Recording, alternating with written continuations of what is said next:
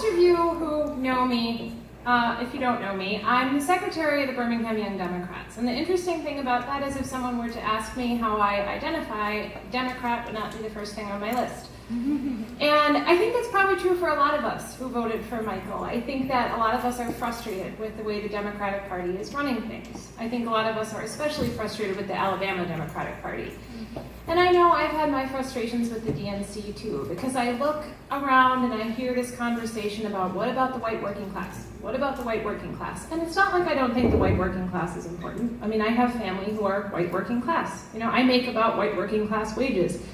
It's just that instead of spending all of our time trying to woo back moderate Trump supporters, I wanted to see a candidate who didn't do that, who looked at the millions of untapped voters in this country and said, what about your issues? You know, no one's speaking for you. And this includes women, it includes people of color, it includes LGBTQ folks, I mean, everybody, right? And they don't get a voice in this country, and that meant something to me. And for years and years, I have gone to the polls and I voted Democrat almost always in my life. I think back when I was younger, I maybe voted for a Republican in Wisconsin once or twice because they weren't insane back then. And typically when I go to the polls, I will vote as a Democrat, and I'm not usually all that excited about it. You know, last year, I was actually kind of excited to vote in the Democratic primary, and we all know how that turned out. This 2016 election, and we won't talk about that tonight because there are better things to discuss, and that's part of what we're here to change. But today, this morning, I woke up and I got to go cast my ballot at 7 a.m. and I did not have to sit there and think to myself, ugh, I'm just casting this vote so it's not Roy Moore, right? I didn't have to think, I'm making this choice just because I don't want to vote for this other guy. Right, and that's really meaningful to me, and I think meaningful to us as voters. And I don't want to just have this sort of lukewarm vote anymore. I want to vote for a candidate who believes not just in the same things I believe, but believes in human rights and healthcare and women's rights and reproductive choice and rights for LGBTQ folks and rights for people of color. I want those things. And I want to see a candidate say that unapologetically, right? Just get up there and say, this is what I stand for. And Michael's the only candidate that I saw who did that, right? I mean, I've seen other candidates talk about these issues. I've never seen anyone say it quite like he did.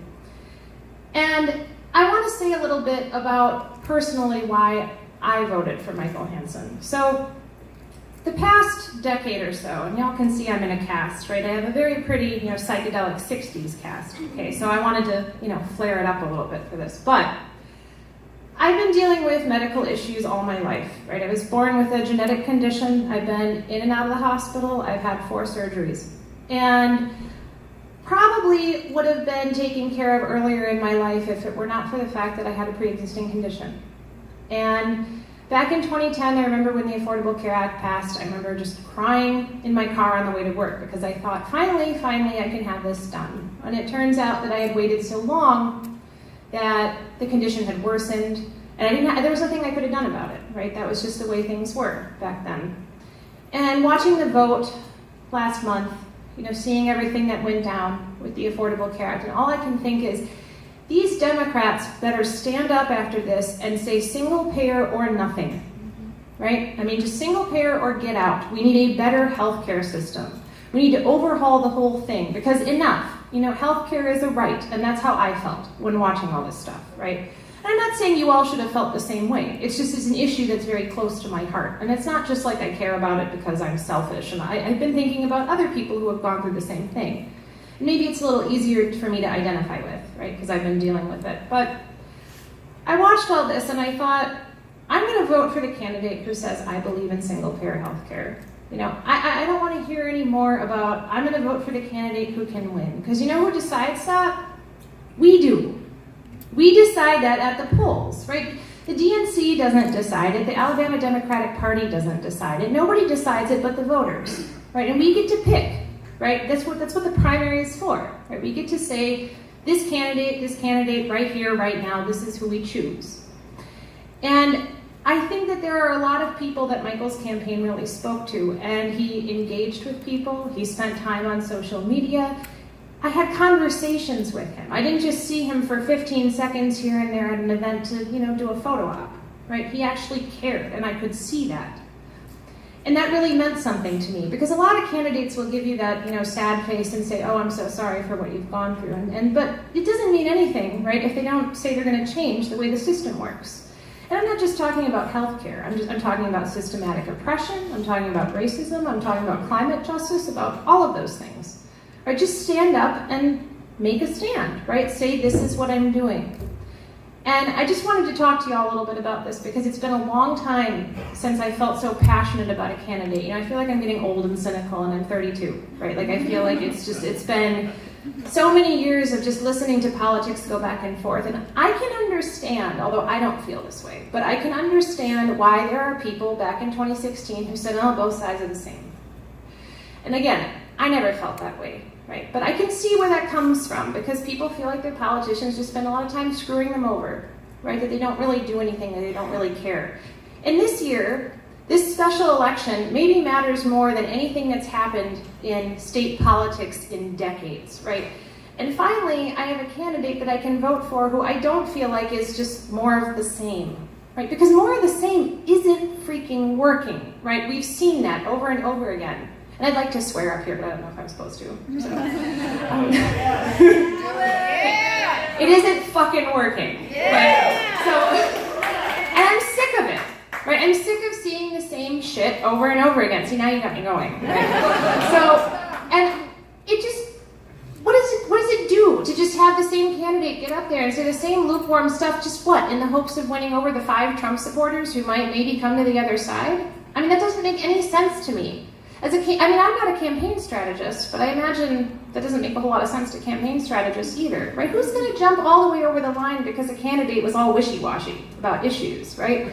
Because centrism, to me, seems to make no one happy right now. And maybe that speaks to the polarization in the country, which is another conversation, right? But the fact that you can get a candidate up there who just says, I am not going to prevaricate about women's rights. I'm not going to prevaricate about abortion rights, or being pro-choice, or how I feel about healthcare, or race, or just social justice, or prisons, or anything, right? He just says it. And he says it knowing that the Democratic Party has been avoiding saying it for years, because they're afraid to dip their toes in the water, right? They're afraid to say it because, oh, the other side. Why are we scared of Republicans? Right? I mean, look at Roy Moore. He's a crazy person, right? And I mean, I have conservatives who think he is a crazy person. He is nuts.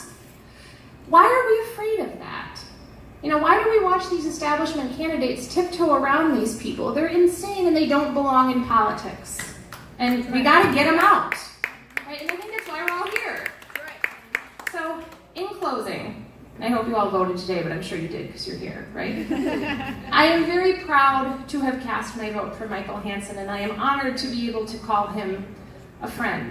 And I am deeply humbled by all the work that he's done for this state, and he is exactly what I have always wanted to vote for in a candidate. And I'm not just saying that as someone with stars in my eyes. I really mean it, because I've never felt so happy to cast a ballot since, I don't know, primaries years ago, right? I finally feel, and right now that means more than anything to me, because right now, I don't know about the rest of you, but I am freaked the fuck out by what's going on in Washington, right? Yeah. And I want to see a senator who will stand up for us. And I really believe that Michael would stand up for all those Trump supporters too, who don't want him to, right? And when I think about all those months that I spent sitting by the federal building, right, going to sit-ins, protesting for healthcare rights, and I think about the fact that we were there not just for all of us, right? We were there for everybody, because if you really want to care about what's going on in the world, you have to care about the people you hate too, because it's maybe one way to get them to come around. And even if they don't come around, you want to be more human than they are, I think. We want to be better than that. At least I think so. Not that I'm saying we shouldn't crack some Nazi heads. Okay, I mean that. But anyway, I just wanted to come up here and talk to y'all. And I didn't really have a plan for what I was going to say. I just kind of wanted to talk a little bit about why I cast my ballot the way I did today. So I really thank y'all for giving me the chance to come up here and tell my story a little bit. So, get drunk, eat some nachos, have fun.